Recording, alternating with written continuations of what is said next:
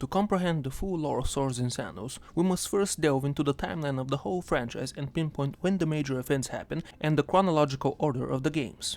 It is very important to know that not every game in the franchise is canon to the lore. The games that are not canon are the original Swords and Sandals I, II, Crusader, Tavern Quests, and Medieval. Swords and Sandals III is the only OG game that has yet to receive a Redux version as of right now. Because it does not have a Redux version, Swords and Sandals III is canon to the lore by default until the Redux comes out. The chronological order of the games goes like this: Swords and Sandals Pirates, Swords and Sandals I, Swords and Sandals II, Swords and Sandals Crusader, Swords and Sandals III, V, and Swords and Sandals VI, and these will be the ones that we'll be discussing today. Tritonia is located in a system of 5 planets. It is an Earth-like planet with 85% ocean. It also has 2 moons, Eoe and Uriel, which cause the planet to have extremely harsh climate and tsunami-like waves, which makes sea travel perilous. All the events in the game so far have occurred in Brandor, the largest and oldest settled continent where the constellation mirror is located. Very little is known of the other 2 continents, Eldorhat, a dark land of sorcerers and pyramid emperors. Segalis is a fully uncharted land and nothing is known about it other than the fact that some of the early civilizations are thought to have settled there. The timeline of the world of Swords and Sandals spans 640 years, most of which have not been covered in the games. The events the games follow occur between the year 587 CM to 640 CM. The previous 586 years are largely unknown and unexplored in the timeline. CM stands for Constellation Mirror, which signifies the landing of the first civilizations on the planet throughout the wormhole portal known as the Constellation Mirror. The events of Swords and Sandals Pirates set off in 586 CM. It is a peaceful time, and until that point the oceans were dominated by the armada of King Lionel of Fador, but due to disastrous earth-shaking storms, 95% of that armada was destroyed, and so a power struggle for island and naval territory erupted between 10 factions. It only lasted 3 months, and in the end, the Kingdom of Phaetor gained control of the oceans back with the help of the mysterious sorcerer Bargo. But that was only temporary, and it would ultimately result in a full-scale war in Brandor only 5 years later. The war in Swords and Sandals Pirates is called the Four Oceans War, due to it happening in the 4 oceans of Tritonia, which are the Cycladian Ocean, the Zeltic Ocean, Ulveric Ocean, and Piltian Ocean. The 10 factions that participated in the war are the Kingdom of Phaetor led by Admiral Robinson, Piltian Armada led by Senator Gravlax, Free States of Braxis led by Baron Wolfgang, Jocondier Church led by Sir Belgrave, Iron Republic led by Marie Dupont, Tribes of Etania led by all of the Unhinged, Sharpsdale Trading Company led by Jane Three-Sheets, Beast Force led by Arglax, Legion of H led by Hikaeos, and Death Imperium led by Antares. Each faction and its leader had their own motivations and purposes for participating. Brandor was never fully united under Phaetorian rule, and many were waiting for an opportunity just like this to revolt and rid themselves of Phaetorian rule, including whole islands and colonies. Even though the Kingdom of Phaetor regained control of the oceans, a lot of the other pirate lords gained enough wealth and power which kickstarted their careers, while others died and were replaced as leaders of their faction. The chain of events from the Four Oceans War would forever alter the fate of all Brandor, and the ramifications would last for decades and all the upcoming events to follow. Swords and Sandals I Gladiator, the original and first ever Swords and Sandals game, takes place 2 years after the events of the Four Oceans War in 588 CM. A pirate aboard a ship called Calamitous was the sole survivor after a crash with an iceberg. He drifted in sea for 3 days before finding an island called Doomtrek. Alone and without any gold or belongings to his name, he reluctantly became a gladiator to earn enough gold to buy himself a boat and sail away. Doomtrek and its arena had been established 2 years earlier by a charismatic but unstable young Edite man called Hikaeos, with the help of a beastman called Arglax. Hikaeos had earned enough riches to claim management of the Doomtrek island, although rumor had it that the previous owners were usurped from ownership. After a series of duels and encounters with various arena champions like Baron Wolfgang, Stylonius of Southport, and Lord Taludin, the protagonist known only as the Gladiator, having beaten them all, came face to face with Hikaeos himself, who offered the Gladiator to become a part of his newly established Legion of H. The Gladiator declined the offer due to how wild and unstable Hikaeos was, and a great duel occurred between the two. Hikaeos claimed he had never been beaten in single combat. Their duel was fierce, and in the end, Hikaeos was defeated. The Gladiator earned gold to buy a ship and sail away. Hikaeos lost control of the island shortly after that to a mysterious enigmatic figure known as Antares, and was imprisoned in the very dungeons he had owned. As for the fate of the Gladiator, his whereabouts remain unknown to this day. However, some speculate that he found his way to the fabled lands of Segalis. Swords and Sandals II transpires in 590 CM when the island of Doomtrek has exploded in popularity due to all the new arenas built by the newly self-crowned Emperor Antares. It attracted thousands in search of gold and glory in the sands. Secretly, even more were forcefully brought in as slaves to fight as gladiators because the actual gladiators were dying so often. Nobody knew that this was all part of the Emperor's master plan to raise an army of the slain gladiators using his necromancy magic and to conquer all of Brandor and eventually Tritonia. A recently captured slave that would come to be known as the Nameless would rise in the ranks of the gladiators by surviving his first match, winning his freedom, and then climbing the ladder of the competition after realizing he had an innate skill for the gladiator life. He would make new friends and allies like Sir Belgrave and the wizard Bargo, eventually finding out about Emperor Antares' plans with the help of the Archangel Sandalphon and forming a plan of their own to foil them.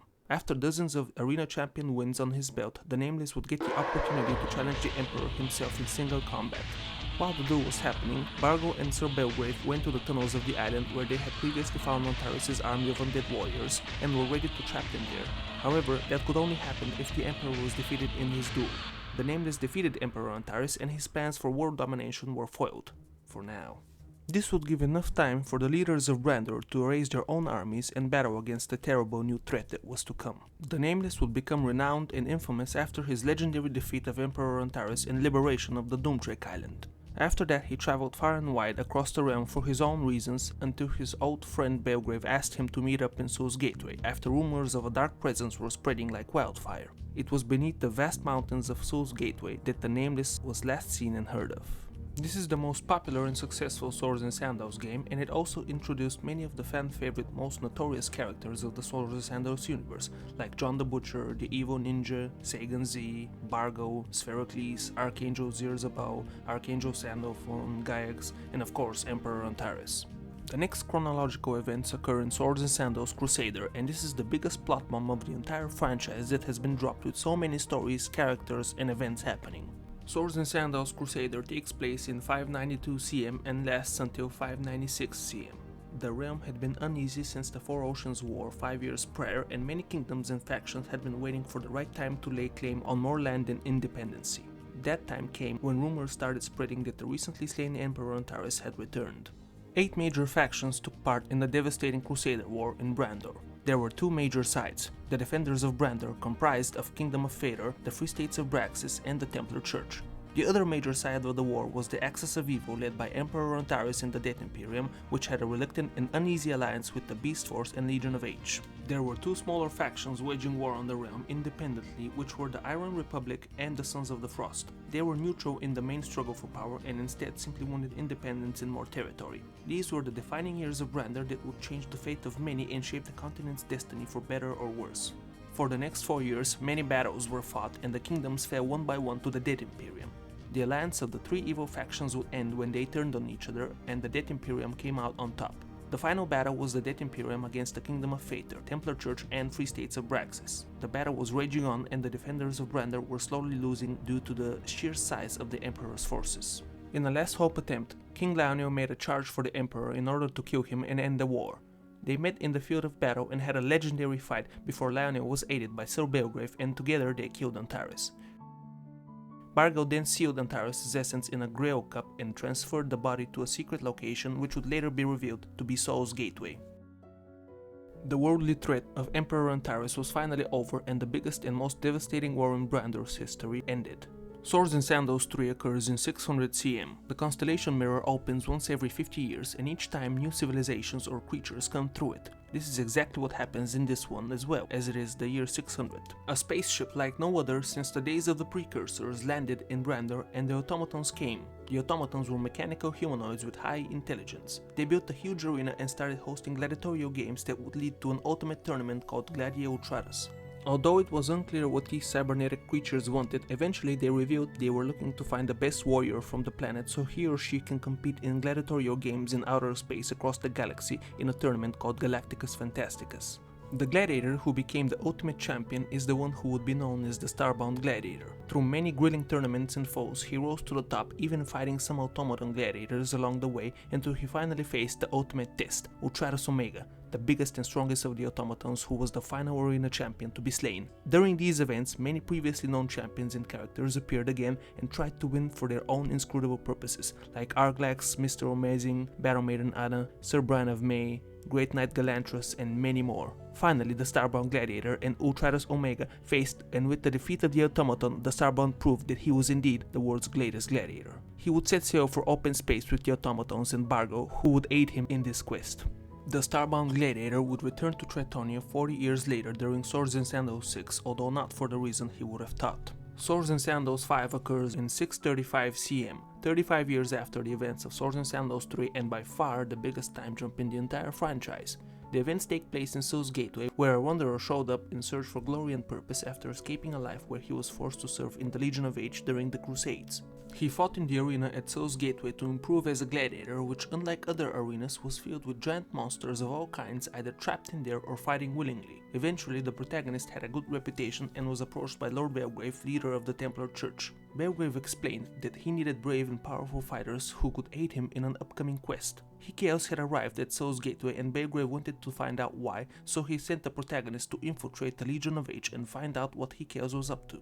Eventually, it was discovered that Chaos wanted to assemble the 7 broken pieces of the Grail of Antares that held the Emperor's soul essence, so he could bring the Lich Lord back to life and steal his life force to gain the powers which he would use to rebuild his Legion of Age and march upon Phaetor once more. A race to assemble the Grail pieces followed between Belgrave and the protagonist against Chaos. Chaos had a spy in the hero's camp from the beginning and was one step ahead for a long time. Belgrave concocted a plan to lure Chaos into bringing the missing pieces of the Grail to assemble it and destroy Antares to prevent him from coming back to power. During the awakening, both Belgrave and Chaos are incapacitated and only the protagonist was left standing. A final fight engages, and after a big struggle, the protagonist defeats the resurrected Lich Lord in his weakened form and destroys him for good this time, or so everyone thought. The protagonist became the savior of Sew's Gateway, and Chaos was taken away by the Templar Church in chains. The events of Swords and Sandals Immortals occur in 640 CM, 5 years after the events of Swords and Sandals V.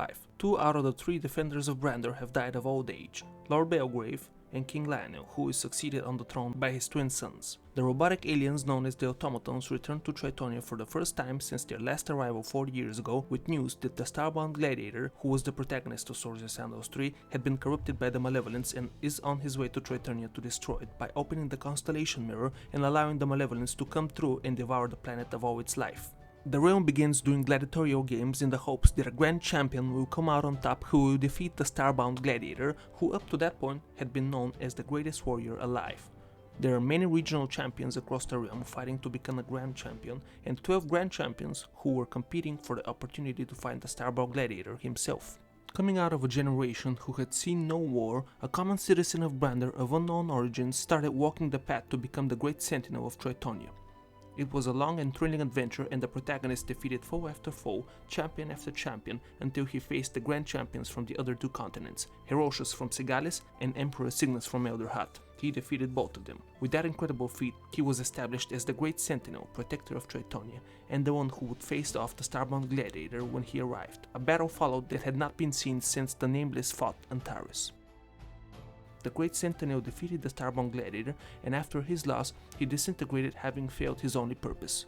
That same afternoon, the automatons left Tritonia, being held as vital heroes in the saving of the planet. After that, the Great Sentinel met up with Bargo, who had returned to Tritonia with the automatons, and revealed he resurrected Antares and subdued his will so he would be obedient to Bargo. The Great Sentinel was invited by Bargo to join him and Antares in a grand quest to stop and destroy the Malevolence once and for all. This is the furthest the timeline has reached so far. The next big game in the series, Constellation Mirror, is rumored to be set 2 years after Immortals, which would put it in 642 CM, but only time will tell. The events I have described in this video are not a full accounting of everything that has happened in the Swords and Sandals universe. This is a shortened, abridged version of all the stories that have happened in the games and outside of them, written by Oliver Joyce, the creator of the franchise. There is so much to be talked about and explained that if I tried to do it in one video, it would be several hours long and very confusing. I will be making more videos about Swords and Sandals, so let me know what you would like me to talk about in a future video.